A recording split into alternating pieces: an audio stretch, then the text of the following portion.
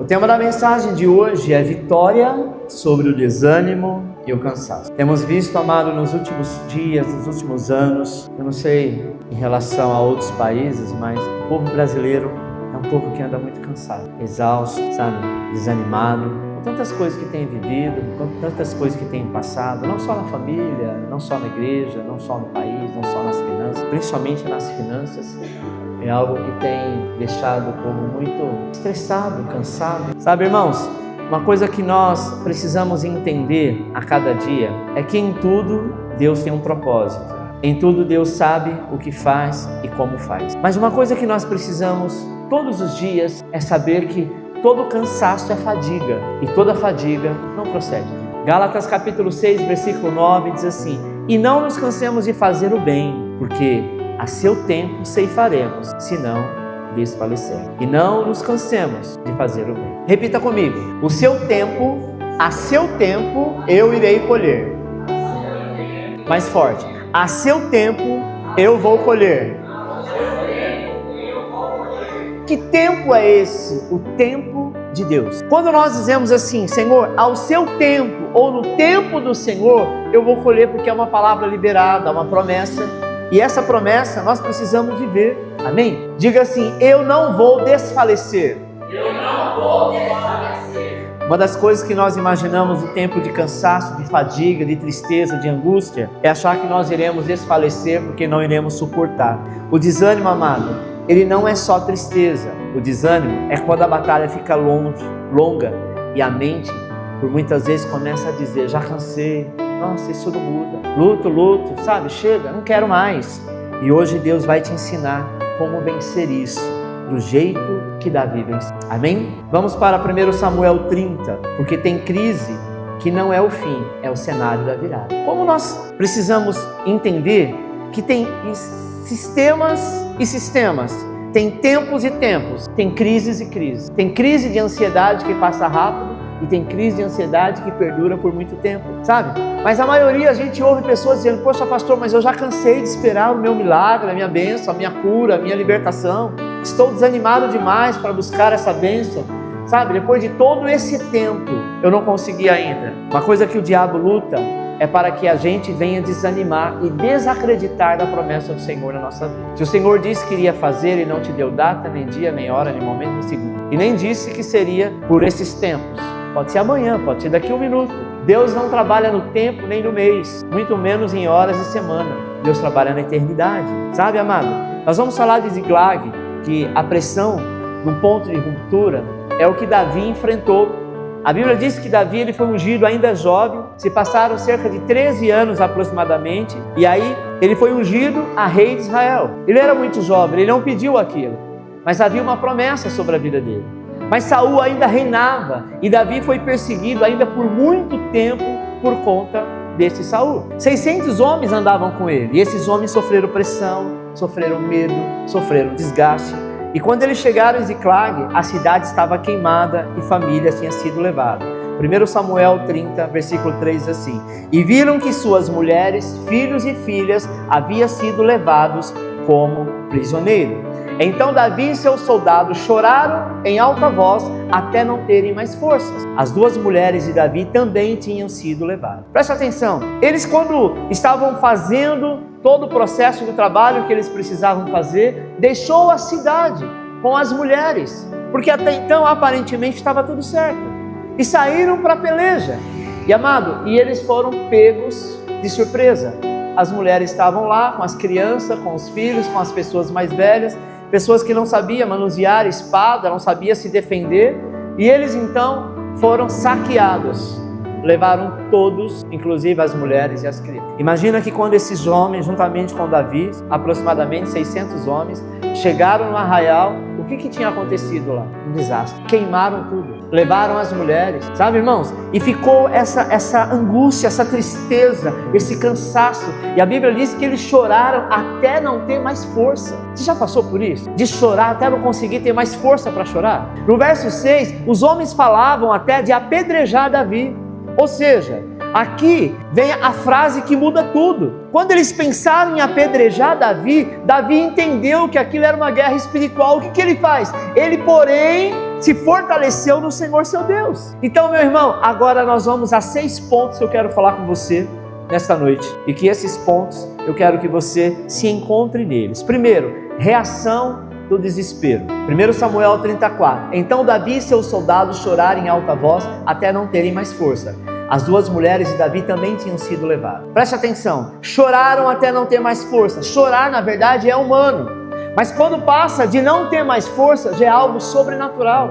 Está além das suas forças. Mas desespero, muitas vezes, amado, traz dor, traz angústia, sabe? E vira um lugar de moradia. Quando nós entramos em desespero, nós precisamos entender que pode ser até um momento. Não adianta você ficar desesperado com tudo que acontece, porque isso vai virar moradia na tua vida, e é isso que o Senhor não quer, sabe? O desespero muitas vezes ele drena a nossa energia, ele drena a nossa fé, ele drena as nossas forças, sabe? Apaga a visão que você tem das coisas que Deus tem para você e rouba o seu amanhã. Preste atenção, sabe quando o celular ele está com 1% de bateria? Ele até liga, ainda funciona, mas você fica limitado, travado e até sem força. O desespero é exatamente isso. A sua bateria aparentemente, por um tempo, pode até ficar mais baixa, sabe? A luz amarela acende no lugar da verde da bateria. Talvez você diz, eu não tenho mais força, eu preciso me carregar, recarregar, mas às vezes você tenta recarregar e não consegue, porque o desânimo vem. Você ainda está vivo, mas parece que está sem bateria por dentro.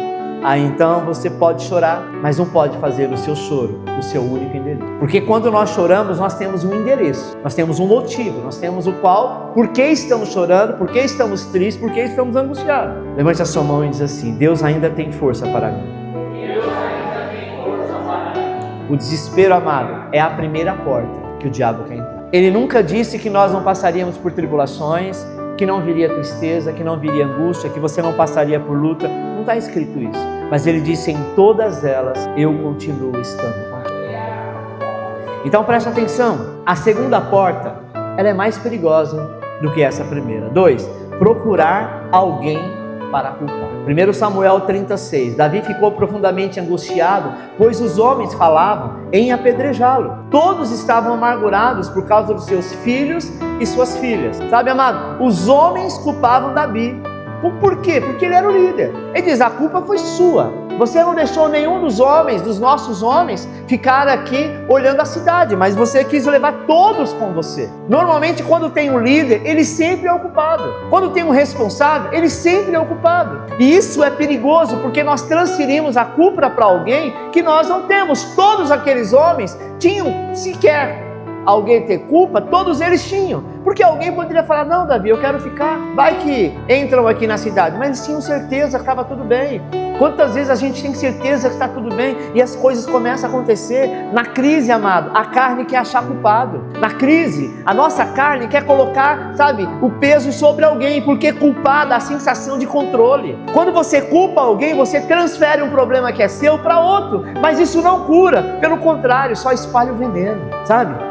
Quando a casa é alagada, você pode até ficar brigando para saber quem foi a culpa. O que aconteceu foi a chuva, sei lá, foram os governantes que não arrumou esse córrego e a casa está toda alagada e perdendo tudo, sabe? Mas enquanto discute, a água continua subindo. O problema é que nós ficamos apontando, ficamos procurando culpados, ficamos discutindo, mas é como uma casa alagada. A água continua subindo e tem hora que não é sobre culpa, é sobre o reagir de Deus. O Senhor está esperando você clamar a Ele e dizer, Senhor, eu não aceito esse cansaço, sabe? Qual é o princípio disso? Desde Adão, o homem tenta empurrar a culpa sobre alguém. Adão fez isso. E muitas vezes isso vira, sabe? Torna até, de certa forma, pessoas culpando a Deus. Se não tem mais a quem culpar, culpar o Senhor. A culpa paralisa, mas a fé movimenta o mover de Deus sobre a sua vida. E quando a culpa não resolve, nasce o terceiro inimigo. Ponto 3. Encher-se de raiva e amargura. 1 Samuel 36. Os homens falavam em apedrejá-lo, todos estavam amargurados. Davi tinha motivos, desprezo, perseguição, injustiça, mas ele não deixou isso virar o trono dentro dele. Ele não aceitou, sabe? Havia pessoas ali que eram seus amigos, que diziam: morro por você, eu ando contigo todo dia, nós somos um, nós somos irmãos. Por algum momento desprezou, houve perseguição, houve até mesmo injustiça, mas o Senhor disse para Davi: fique em paz, porque tudo isso tem um propósito, e eu vou te mostrar o propósito que é. Sabe, amado? Repita comigo: eu não vou perder a doçura por causa da luta. Eu não vou perder a fé por causa do processo. Eu renuncio à amargura. Agora vem a virada, o ponto em que a história muda. Ponto 4, reanime-se no Senhor. 1 Samuel 37, então Davi disse ao sacerdote Abiatar, filho de Aimeleque: traga-me um colete sacerdotal. Abiatar o trouxe a Davi. E ele perguntou ao Senhor: devo perseguir este bando de invasores? Irei alcançá-los? E o Senhor respondeu: persiga-os. É certo que você os alcançará e conseguirá libertar os prisioneiros. Sabe, amado, tem gente aqui cansado às vezes de esperar, dizendo: o que eu posso fazer? Como que eu posso fazer alguma coisa? Não faça nada sem antes perguntar para o Senhor. Porque o Senhor esperou Davi perguntar, para quando ele perguntasse, o Senhor respondesse, e quando o Senhor respondesse, ele pudesse ir debaixo de uma palavra profética. Sabe, amado, mas hoje vai te reanimar. O Senhor, Ele quer te reanimar em todas as áreas da sua vida. Davi, ele busca a direção e pergunta: Senhor, eu devo ir atrás? Eu devo perseguir? Preste atenção, ele não sabia onde eles estavam, ele não sabia qual arraial que eles tinham escondido. Quando ele diz assim: Senhor, eu devo perseguir, ele está dizendo: Senhor, eu quero ir, mas o Senhor me mostra onde é. O Senhor disse: pode ir, porque eu sou contigo. Sabe, irmãos, Deus em algum momento da sua vida, porque você errou, porque você falhou, porque você deixou de prosseguir, Deus em nenhum momento da sua vida Ele desistiu de você. Não é porque você está cansado, está fadigado, está passando por luta, está passando por problema: ah, eu acho que Deus, sabe, permitiu isso porque o Senhor não me ama mais. Isso é mentira do diabo. Desde que você nasceu, Ele te amou antes da fundação do mundo, e não vai ser agora que Ele vai virar as costas. A luta faz parte do seu crescimento, da sua maturidade, da sua formação, mas o Senhor diz: eu continuo sendo contigo. Persiga esses teus inimigos, porque eu os lançarei por fora, por terra, e nada vai ficar, sabe, amado, escondido. Davi então busca a direção e pergunta: devo, Senhor, realmente perseguir? Eu vou alcançá-los? E Deus responde: persiga, você alcança, você irá libertar. Sabe, amado, enquanto os homens queriam apedrejar Davi, Deus queria orientar Davi. Sabe por quê? Porque o céu não estava em crise. Quem estava em crise eram aqueles homens. Quem estava em crise é quem estava passando por aquele problema. Quem estava em crise é quem estava chateado, triste, amargurado pelo fato que aconteceu, um desastre, uma desgraça. Imagine você chegar na sua casa pegou fogo, e entraram bandidos lá e levou sua família embora sequestrada. Como que você vai se sentir? Foi exatamente isso que esses homens sentiram. Esses homens eram 600 homens que estavam servindo a Deus. Preste atenção, como eu e você servimos. Nós não estamos livres de qualquer coisa ruim possa acontecer, mas nós estamos agraciados pelo favor do Senhor. Ainda que o pior aconteça, o Senhor continua contigo, e lá do outro lado você vai cantar o hino da vitória. Sabe por quê? Porque Ele continua sendo Deus. Ele não te esqueceu, Ele não está te escravizando, Ele não está te punindo, Ele não está de maneira nenhuma fazendo você sofrer. Sabe, irmão, Deus queria orientar Davi, dizer: Davi, o céu não está em crise, o céu continua sendo o céu, continua estando no trono, você continua sendo o rei ungido de Israel, você está sendo perseguido pelo rei Saul. Fique em paz, no momento certo você vai assumir o reinado. Você está esperando essa bênção, este milagre, você está esperando essa conversão, você está esperando essa cura, e tem dia que bate na tua porta dizendo: cadê o teu Deus? O Senhor te diz: eu continuo assentado no trono, eu sou o Senhor e não há outro. E tenha certeza que aquele que começou a boa obra é fiel para terminá-la. Sabe, amado, o céu estava no comando. O desânimo não pode te confundir, porque é Deus que te direciona. Pergunta a pessoa que está do seu lado: está entendendo? Quem precisa de alguma direção hoje? Levante a mão. Só quem precisa. Ainda com a mão levantada, feche os teus olhos. Nós vamos orar por alguns segundos. Senhor, eu não sei o que os seus filhos necessitam, mas eu sei que com mãos levantadas, eles levantam a mão para buscar, para pegar, para tocar naquilo que eles estão necessitando. Eles precisam de uma direção, não sabem se vai para a direita, para a esquerda, para frente ou para trás, se olha para cima ou para baixo. Mas eu sei que nesta noite o Senhor irá trazer a direção. Se deve fazer, se não deve fazer, mas eu sei que a resposta que vai vir para eles é a melhor, porque o Senhor é que direciona, assim como direcionou Davi. Em nome de Jesus, o Senhor vai te trazer clareza, ânimo e voz de Deus. Sabe, irmãos, quando Deus reanima, Ele também te reposiciona. Ponto 5, vista-se com as vestes de justiça. Vista com a promessa, com a palavra, com a justiça do Senhor. Deus não é injusto e Deus jamais vai se cansar de você. Se o diabo tem falado na tua mente que Deus cansou porque você pecou, porque você fez coisa errada, porque você está fazendo coisa errada, isso é uma outra situação, mas o amor dele não deixou de existir sobre você.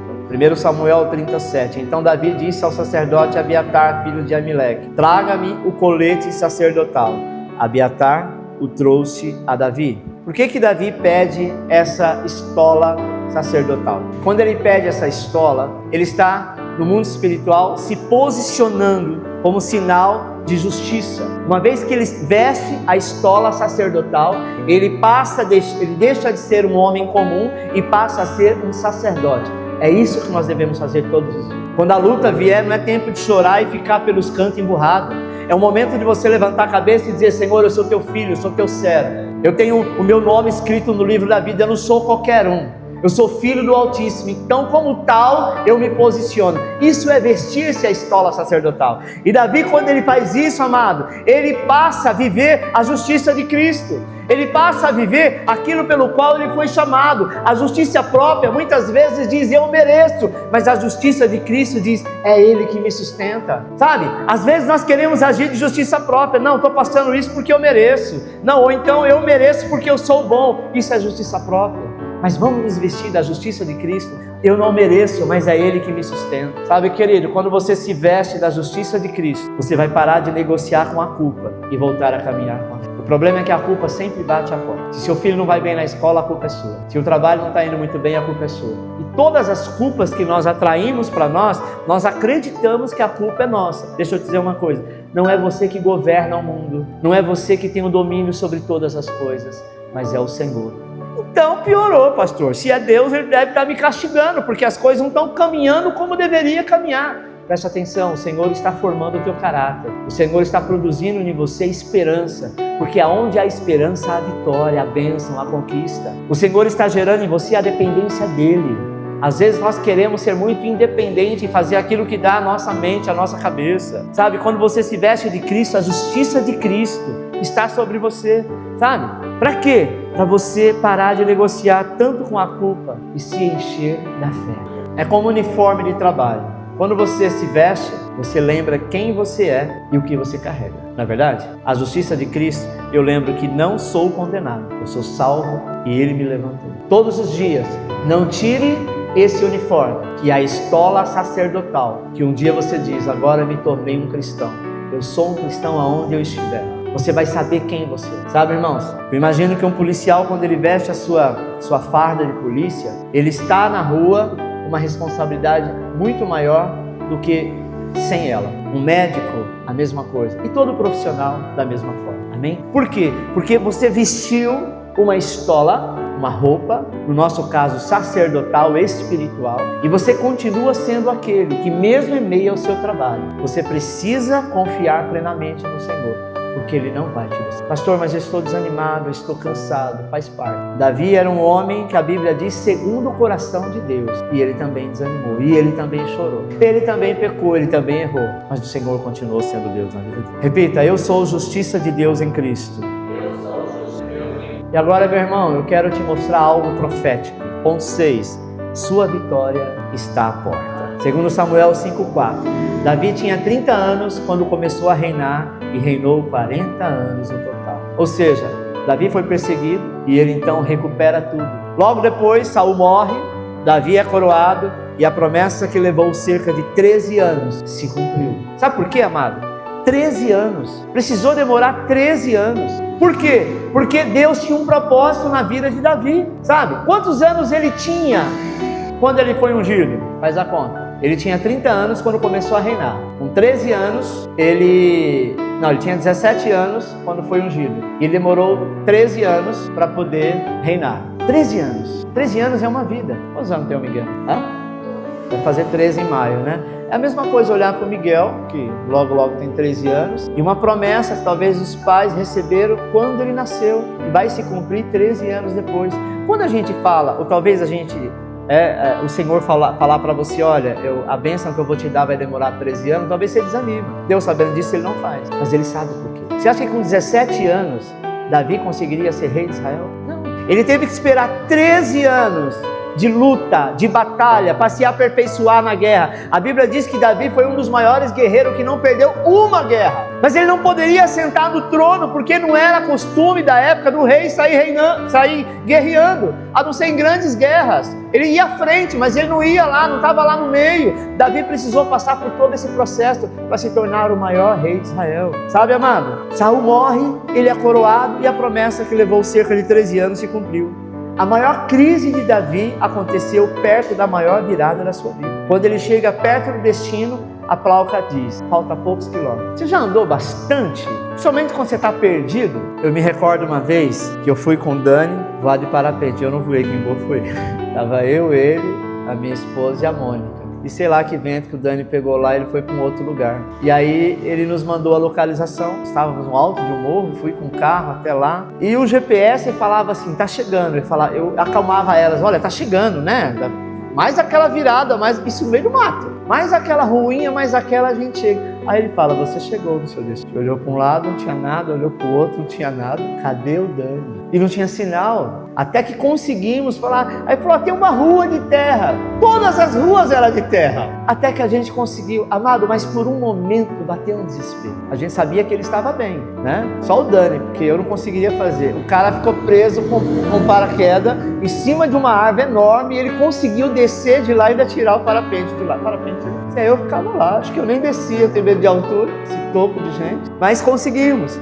Amado, então, sabe, aquele momento quando você ouve alguém dizer assim, olha meu irmão, minha irmã, a luta está difícil, mas falta pouco. Esse é o pior momento, porque você andou até aqui achando que você vai alcançar, que já chegou. Não, ainda falta mais um pouco, e esse pouco ninguém diz quantos quilômetros são. Sabe, irmão? Mas parece que aí é que dá mais cansaço, porque o corpo sente o peso do final. Muita gente desiste perto da porta. Segundo Samuel 5,4, aponta com o marco do cumprimento, sabe? Ia se cumprir, mas por pouco eles desistiram. Por pouco eles se rebelaram contra Davi e deixou de participar do reino, do maior reino que teve Israel. Sabe, meu irmão? Você não vai parar na porta, você não vai morrer no quase, você vai colher no tempo de Deus. Gálatas 6,9 diz, e não nos cansemos de fazer o bem, porque a seu tempo ceifaremos, senão o desfalecer. Agora eu quero que você declare bem forte, com toda a autoridade, se possível de pé, o que eu vou falar e você vai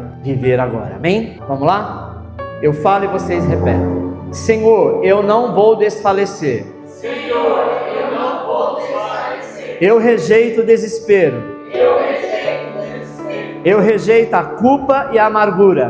Eu rejeito a culpa e a amargura. Eu me fortaleço no Senhor. Eu me fortaleço no Senhor. Eu me visto da justiça de Cristo. Eu me visto da justiça de Cristo. Eu declaro, a minha colheita vai chegar. Em nome de Jesus.